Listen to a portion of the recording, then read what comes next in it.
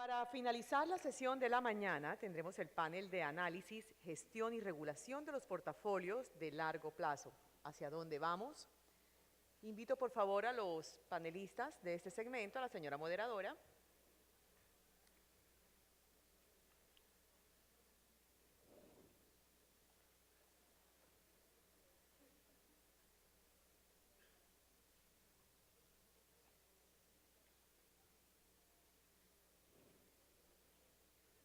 Nos acompaña como moderadora la doctora Juana Telles, economista jefe del BBVA.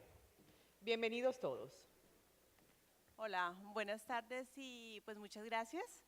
Es para mí un gusto estar con Felipe Lega y con Omar Rueda. Vamos a tratar de hacer un panel dinámico un poco para prepararnos para el almuerzo. Y la idea y el panel, el nombre oficial es Gestión y Regulación de Portafolios de Largo Plazo. Entonces estuvimos pensando un poco con Felipe y con Omar qué tipo de cosas queríamos hacer. Y estuvimos pensando mucho cuáles son las dudas que hay sobre el futuro y cómo deben ser los fondos de pensiones, cómo deberían manejar los fondos de largo plazo, cuál debería ser la regulación. Y vamos a dedicarnos un poco a ver eso, vamos a ver cómo se está invirtiendo, si se están atrayendo inversiones, si se está trayendo capital a esos fondos lo suficiente. Luego vamos a echar una mirada al tipo de títulos, si pueden hacerse los calces adecuados en el mercado de valores. Y al final vamos a dedicarnos un ratico a temas de fondos de pensiones obligatorias. Entonces, esa es como la idea que tenemos para hacer el panel. Y voy a empezar con un tema que ha estado toda la mañana en el ambiente y es: Colombia necesita crecer más, necesita más potencial, necesita tener un futuro mucho más, digamos, unas tasas de crecimiento más elevadas. Una de las variables que necesitamos es productividad, como contaba Marcela esta mañana, pero también hay otras cosas, y esas cosas que son, es tratar de aumentar la inversión. Y el papel de estos fondos de los que vamos a hablar de largo plazo, que son todos los que ustedes administran, muchos de los que están sentados acá, es tratar de recibir la capacidad de inversión y efectivamente financiar nuevos proyectos de inversión. Y el reto hacia adelante en Colombia es que no solamente tenemos que financiar las obras de infraestructura de 4G, tenemos que financiar probablemente cosas de turismo, de salud, de educación, y ahí es donde viene el papel de los fondos. Entonces, un poco para empezar, quería darle la palabra a Omar, que tiene toda la experiencia desde el lado de administrador de fondos de pensiones, un poco cómo ve el tema, cuál es la probabilidad efectivamente, porque vamos a poder financiar a través de los fondos de largo plazo esos proyectos de inversión que necesita el país, que no son los tradicionales, sino que van a ser nuevos y capital que se necesita en otros lados. Entonces, un poco a Omar, un poco si tiene la sensación que se está haciendo, se puede hacer, es un tema de regulación. Entonces, Omar, gracias y un gusto estar contigo. Buenas tardes a todos, a Sofondo muchas gracias por la invitación. Esa pregunta, Juana, a mí me acuerda mucho de, en la vida pasada, un estudio académico que hicimos, que era tratar de determinar cuál debería ser la tasa de reemplazo competitiva de este sistema. Y en esos momentos encontrábamos que esa tasa de reemplazo debería ser de un 70%. Pero para lograr ese 70%, entonces nos dimos en ese trabajo académico de determinar cuál debería ser el retorno durante la época de acumulación y la época de desacumulación. Se encontró que durante la época de desacumulación los fondos deberían rentar el 4, y durante la época de acumulación 4 IPC más 4, y en la época de acumulación para un fondo moderado IPC más 6, y para el tema de mayor riesgo IPC más 7. Esto para tener una tasa competitiva del 70%. Lógico, este estudio tiene una serie de condiciones, que las personas desde los 20 años cotizan el 100% del tiempo hasta el momento que se jubilan, y otro tema de cosas. Eso era el estudio, y ahora uno dice, bueno, también era lo que se ha venido hablando toda la mañana, y es cómo hacemos para tener unos portafolios, un asset allocation que sea capaz de lograr esa tasa de reemplazo con los activos que actualmente tenemos y con la regulación que actualmente hay. O sea, esos límites. Entonces uno empieza a determinar, y yo creo que ustedes hicieron un trabajo hace poco, cuando uno empieza a mirar los retornos de largo plazo. Entonces, para un ejemplo, cuando uno va y mira Acciones Colombia, el retorno de largo plazo son alrededor del 11%. Pero cuando va y miras fondos de capital privado, que cuando se invertía por allá en el 2008 eran retornos esperados del 20, 25, hoy han bajado al 15 o 16%, la combinación en conclusión daba que en un fondo moderado no se podía lograr una tasa de IPC más 6. Entonces, ¿qué daba eso? Vamos a mirar el fondo de mayor riesgo. Y en el fondo de mayor riesgo, por sus mismas condiciones de tener 70% de invertirse en equity, los retornos daban a que tenías que estar allá. Entonces, conclusión, llevamos que para poder tener esta cantidad de nuevos productos, para poder desarrollar esos nuevos productos, la mayoría de personas que hoy están en el fondo moderado deberían estar en el fondo de mayor riesgo. Cuando se creó el tema de multifondos en Colombia, esto se llevó al Congreso, no sabemos en qué parte del Congreso se quedó, pero la idea era que todo estuviera en mayor riesgo, no que estuvieran en el fondo moderado.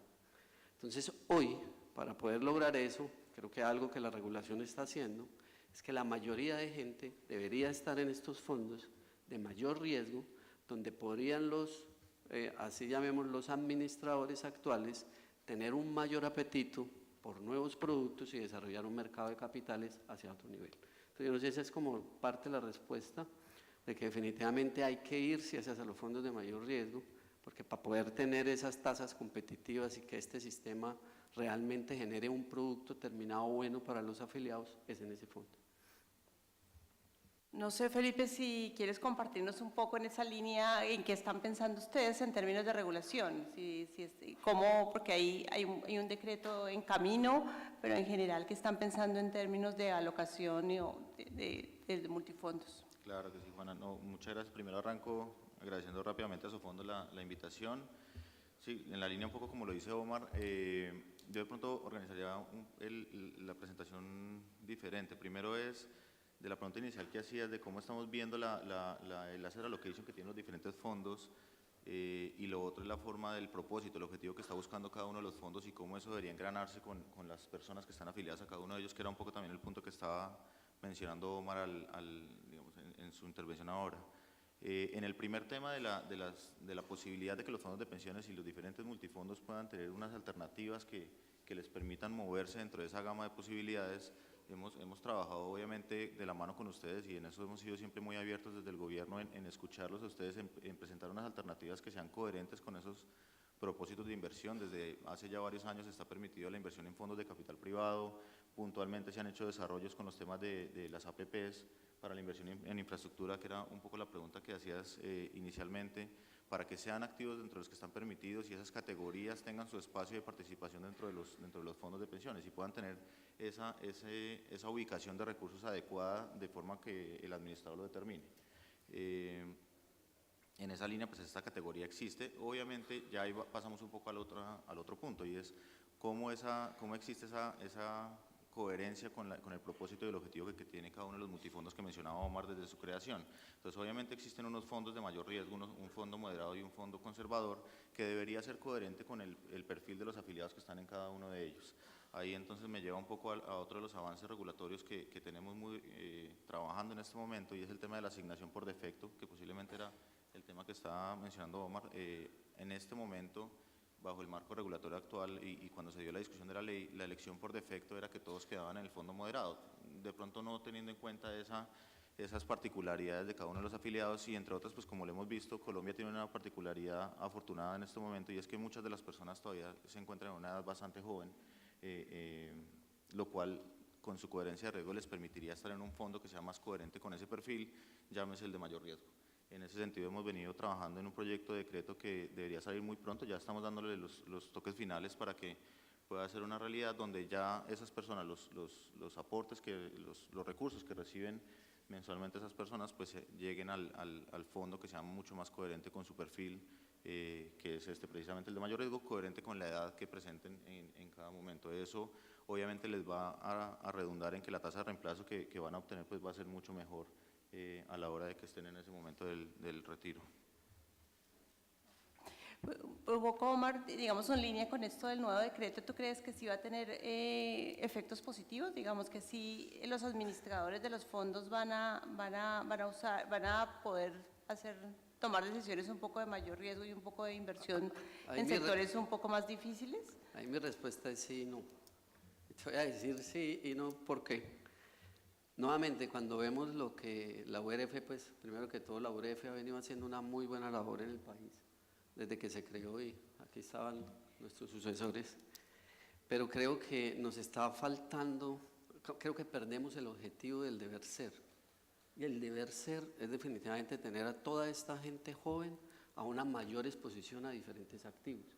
Cuando vemos lo que está sacando actualmente la URF, lo veo desde mi punto de vista muy conservador. Nuevamente dicen, vamos a tener 60% en mayor riesgo, un 40% en moderado, cuando vemos que la composición de los afiliados del sistema de pensiones colombiano es gente joven y es gente que debería estar tomando muchísimo más riesgo. Entonces, me parece muy bien lo que se está haciendo, creo que es el camino, pero también creo que nos están llevando a volver a tener algo de error del pasado. ¿En qué sentido? De que los fondos de pensiones los miraron desde un comienzo como si esto fuera el fondeador del gobierno, y ese no es el propósito y el objetivo de los fondos. Los fondos nuevamente generar tasas de reemplazo. Entonces, cuando yo hago estos movimientos, lógico, va a haber un efecto sobre el tema de la deuda, pero es que esto no es una industria para fondear deuda, es una industria para generar un beneficio a una serie de afiliados. Sí, un poco en línea con eso, porque también la URF tiene en su plan de trabajo para el tercer trimestre, creo que es todo el tema de rentabilidad mínima, porque eso también te puede estar sesgando o generando unos comportamientos de manada importantes. Entonces, no sé si Felipe nos quieres contar un poco qué están pensando en términos de rentabilidad mínima. Claro que sí. De pronto, un poco, antes de entrar en el tema de rentabilidad mínima, también un comentario final de lo que mencionaba Omar ahí.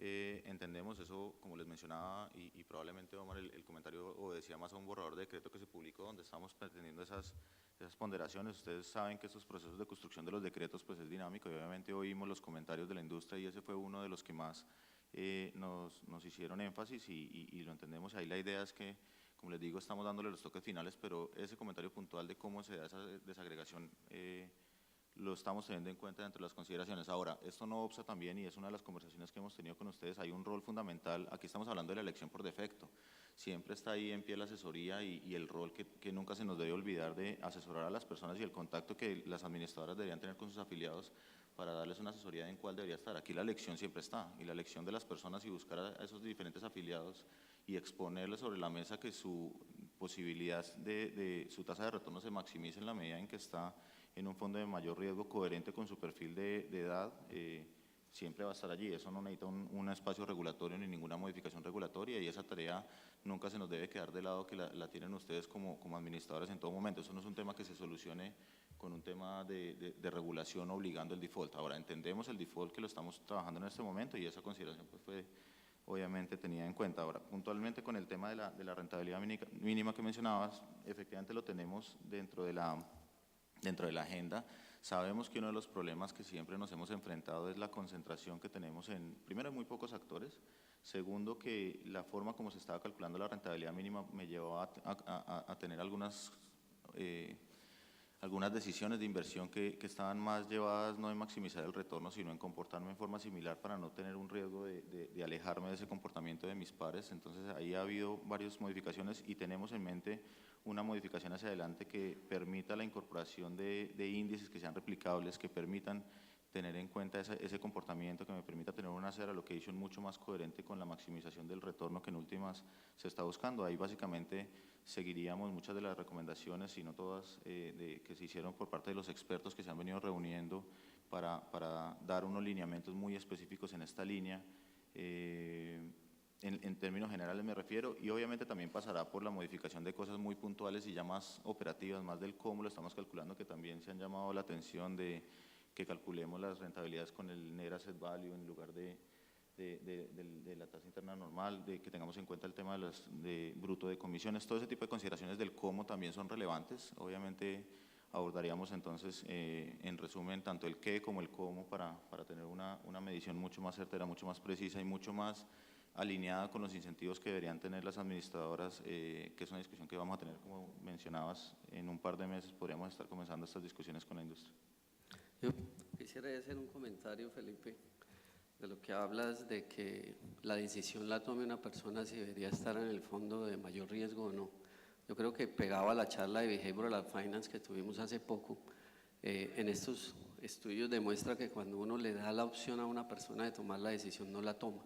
Yo creo que eso sí a nivel de regulación, por nivel de edad, la persona automáticamente debería pasar al fondo de mayor riesgo y quedarse ahí y ya proceder al siguiente. Y dos, cuando vamos a hablar del tema de rentabilidad mínima, pues a mí me acuerda de la Guerra de las Galaxias y es donde está aquella fuerza buena y la fuerza mala. Y esa fuerza mala, ustedes no se imaginan lo que la rentabilidad mínima lleva a que los administradores de fondos de pensiones les cambia su apetito de inversión. Déjame les explico, cuando un administrador decide tomar algún riesgo, por el señor Alonso decide, me voy a ir a meter en el fondo de infraestructura en tanto volumen de inversión, este señor puede tener toda la razón, pero cuando él lleva este tema a un comité de riesgos, los de riesgos lógicamente tienen una función detrás y dice, oiga, no, pero espérate un minuto, ¿cómo vas a tomar ese riesgo? Porque si se llega usted a alejar, a nosotros como sociedad nos toca salir a pagar. Y ahora llevémoslo a esto, a un comité de inversiones o a la junta directiva o a presidencia, a ver si te van a dejar hacerlo. Al final, si se dan cuenta, el hecho de que no tome el riesgo, eso va en contra de los afiliados. Y es como si uno pagara un impuesto por afiliado, porque la rentabilidad mínima no me está dejando tomar el riesgo. Entonces yo miraba esta mañana que el regulador, y me parece bien, en pocas palabras, perdón, en conclusión, esto es un riesgo asimétrico para las administradoras, que lleva a no tomar riesgo y que lleva a estar pendiente de qué está haciendo el del lado en lugar de estar pendiente en vez de estar pendiente en lo que hablábamos ahora del deber ser de tener una tasa de reemplazo alta. Y fuera de eso, pues el comentario es que entonces vemos que a nivel de regulación dicen, no, pues entonces venga y arreglamos y pongámosle más bien un tema de compensación por tomar ese riesgo. Es lógico, pero créanme que el comportamiento del administrador va a ser a decir, oiga, venga, no tomo riesgo porque es que cada básico me empieza a valer mucho. Yo siempre he pensado en el tema y digo, ¿de dónde salió ese tema de rentabilidad mínima?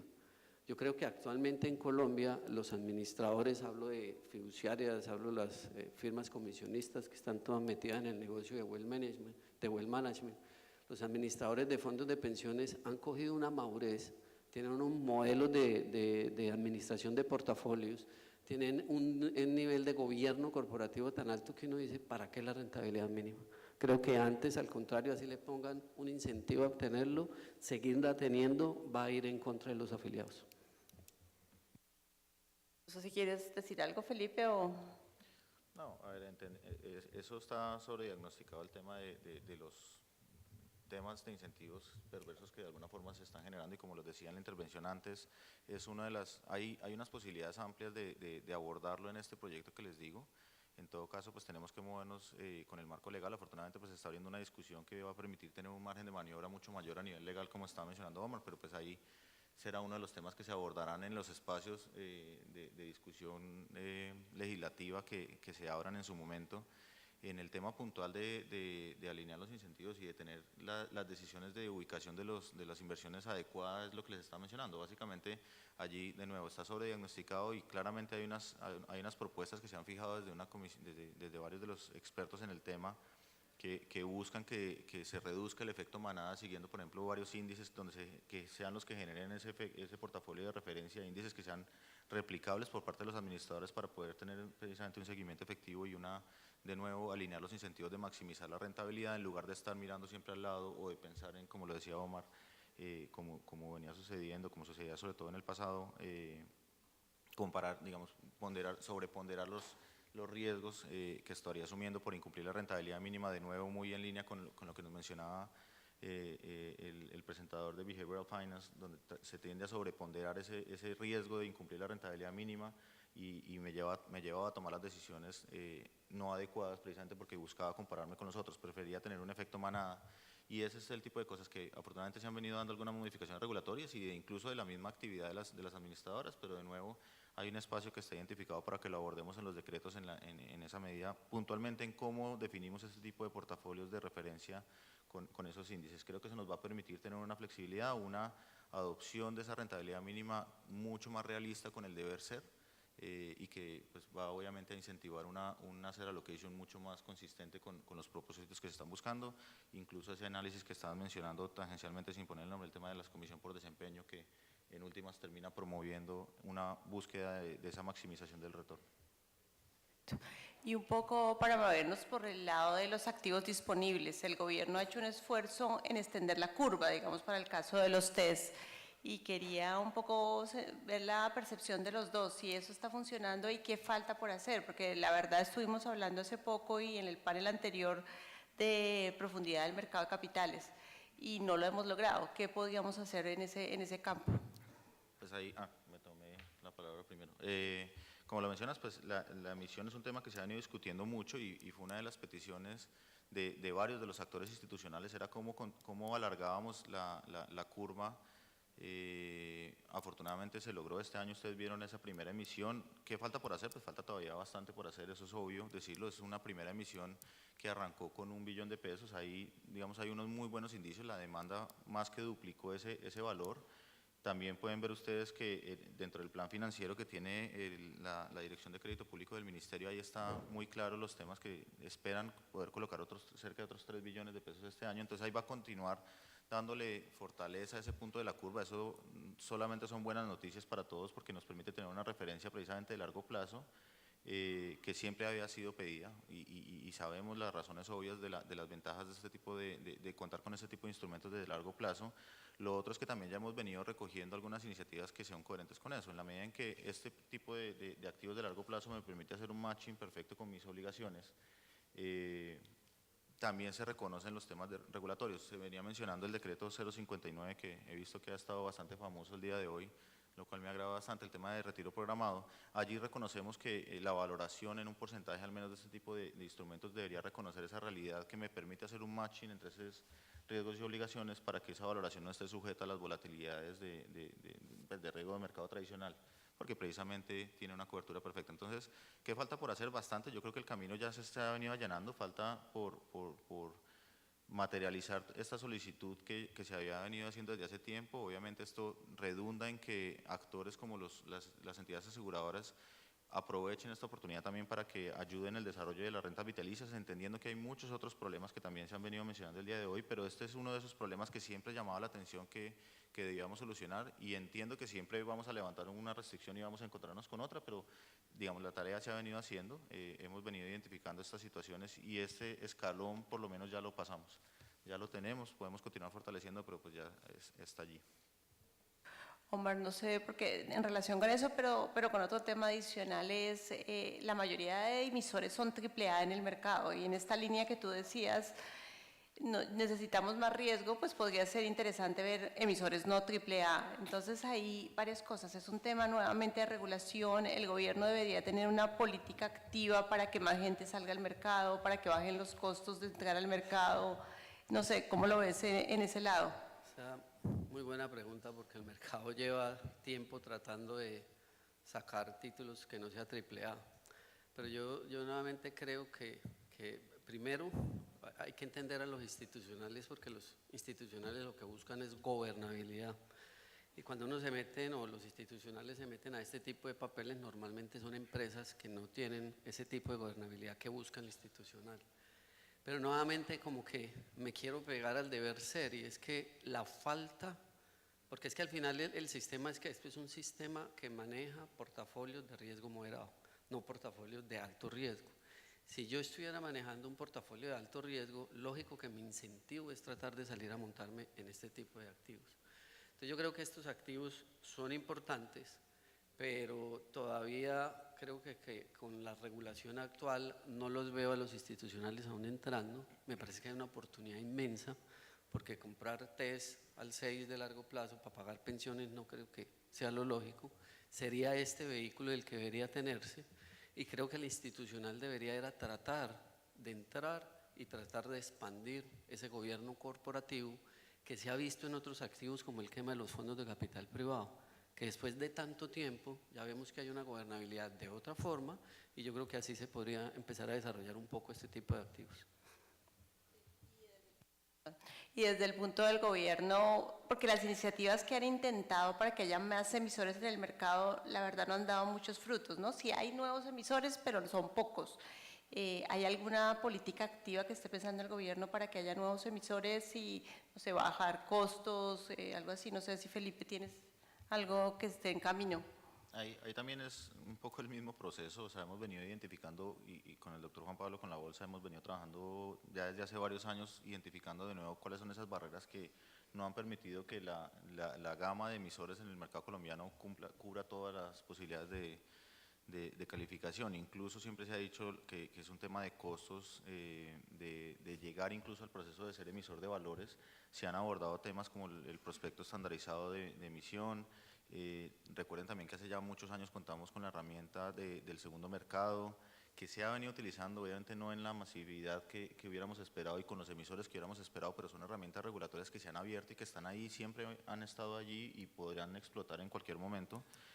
Siempre mantenemos nuestro optimismo en que en algún momento se logre identificar estas herramientas por parte de los emisores que potencialmente la podrían utilizar. Desafortunadamente no han tenido los resultados adecuados, pero pues regulatoriamente esa herramienta está allí. Lo otro era un tema que mencionaba Omar, son esos vehículos de inversión, y ya hablando puntualmente de las administradoras de fondos de pensiones, que son unos actores de unos montos muy importantes. Obviamente entiendo que esas decisiones de inversión tienen que ser coherentes con esos montos administrados, y allí pues no van a entrar a mirar directamente las inversiones de este tipo de emisores, pero sí se comienzan a aglomerar en estos vehículos de inversión como los fondos de capital privado, los mismos fondos de inversión colectiva que hemos venido desarrollando muy ampliamente en nuestro mercado colombiano. Nos sentimos muy orgullosos del desarrollo que ha tenido, entendiendo todavía la potencialidad de crecimiento que tiene, pero son herramientas que queremos que también se desarrollen a través de estos vehículos de inversión. Ahí hay un decreto que también estamos trabajando, un proyecto de decreto de los fondos de capital privado que permiten ser mucho más claros en esa gobernabilidad que están mirando para tener una administración de estos recursos que quede delegada de alguna forma en estos administradores de los fondos de capital privado, con sus gestores que saben muy bien hacer esta administración, esta gestión, perdón, de los recursos. Y de nuevo, pues esperamos que este tipo de iniciativas nos permitan incorporar dentro del portafolio de las administradoras de los fondos de pensiones, y siendo coherente con el objetivo de cada uno de los fondos que estamos hablando, unas rentabilidades que precisamente se maximicen en la medida en que logre tener este tipo de activos. Ahora, el espacio en términos de los regímenes de inversión sabemos que cada uno de los fondos tiene unas categorías con unos box de inversión específicas que todavía no son restrictivos. O sea, no vemos hoy en día una necesidad de modificar estos regímenes, por lo menos no para poder comenzar a entrar en estos tipos de activos, porque el espacio regulatorio está, los límites no son restrictivos, y pues simplemente se necesita comenzar a ver las bondades de invertir en este tipo de activos y esa diversificación que le puede traer a los fondos. Felipe, quería agregar ahí algo que en el tema de los fondos de capital privado. A mí me preocupa mucho lo que está pasando, a pesar de pues esta industria maneja 14.000 millones de pesos en fondos de capital privado, pero con la norma actual en que se integró ese límite que tienen los institucionales de invertir en local e internacional en un mismo cupo, yo estoy viendo que los institucionales están quemando, llamémoslo así, los fondos de capital privado locales por estar invirtiendo en los internacionales. No es malo, lógico, es bueno, porque es que cuando voy a analizar o a hacer el due diligence de un fondo de capital privado internacional es mucho más fácil que un fondo de capital privado local. Pero esto está teniendo un efecto que cuando uno empieza a mirar esta industria en Colombia, no hemos vuelto a ver nuevos emisores de fondo de capital privado local. Y cuando nos vamos a pegar a tema de retornos esperados, los retornos esperados de los fondos locales, a pesar de todo lo que ha pasado, del tamaño, siguen siendo mayor que los que vemos internacionalmente. Entonces ahí yo creo que sí vale la pena pensar, si no se ha tocado, que los fondos de capital privado deberían tener un cupo adicional para el tema local. ¿Y por qué? Porque es que a través de este instrumento, pegado a la primera pregunta de Juana, podríamos encontrar otro tipo de financiaciones, podríamos en este ecosistema, por ejemplo, que hablamos el otro día sobre los negocios de fintech, por ejemplo, buscar un tema de financiación diferente. Y ahí es donde entran los institucionales. Los fondos de capital privado ya aprendieron, a pesar de todos los errores, el tema de gobernabilidad, y tienen una gobernabilidad acorde con el institucional. Entonces creo que en el tiempo, si no le ponemos cuidado a esto, estos fondos de capital privado locales van a ir siendo, llamamos así, desaparecidos por los internacionales. Bueno, nos queda un minuto. Entonces, Felipe, si quieres, termina, te damos el beneficio de terminar. No, Muchas gracias. de pronto, pues simplemente por abordar ese tema, pues llama un poco la atención. Obviamente la idea es que el asset allocation siempre responda a las decisiones racionales. Si mencionas que los fondos de capital privado locales tienen una expectativa de rentabilidad mayor, pues deberían preponderar su decisión sobre los de afuera, pero bueno, hay que mirar obviamente el tema. Siempre las discusiones de los regímenes de inversión se han analizado y ustedes lo saben abiertamente para incorporar todas estas posibilidades. También hay que ver por qué mencionas que son restrictivos esos tipos de límites, pero lo entramos a mirar. Ahora, también quiero retomar un poco el tema que están mencionando y los fondos de capital privado y en general estos vehículos de inversión. Sí es cierto que lo estamos viendo como esa piedra angular en los que nos podemos apoyar para, no solamente, o sea, cumple un multipropósito. Podemos lograr financiar todas estas iniciativas que siempre hemos venido teniendo. Afortunadamente ya ha habido muchos desarrollos en esta línea con la infraestructura vial, por ejemplo, y con los temas de infraestructura en los diferentes sectores, no solamente vial, sino los demás. Pero también nos va a permitir hacer el desarrollo de este tipo de emprendedores, por ejemplo, como los fintech. Ahí tenemos también un desarrollo que estamos haciendo a nivel de decreto del crowdfunding, traer esa realidad dentro de la regulación colombiana para que podamos contar con esta herramienta fundamental de lograr financiar estos emprendimientos con las personas que tienen estos excesos de recursos. Y un elemento que puede participar por obvia razón en este tipo de inversiones son los fondos de capital privado, que les van a permitir aglomerar un monto que ya puede comenzar a ser atractivos para actores como los fondos de pensiones. Entonces, es totalmente cierto que este tipo de vehículos creo que nos solucionan la vida en muchas de los problemas que estamos buscando y en la maximización de retorno que estamos buscando. Entonces, pues creo que afortunadamente veo que todos estamos como en la misma línea y pues eso nos da muy buena espina de cómo se va a desarrollar esto en el futuro. Ojalá en un tiempo estemos aquí hablando de que esto ya no es un deseo, sino una realidad cada vez más implementada en el mercado. Pues muchas gracias y gracias Felipe, gracias Omar, un gusto y te cedo la palabra. Gracias. Gracias.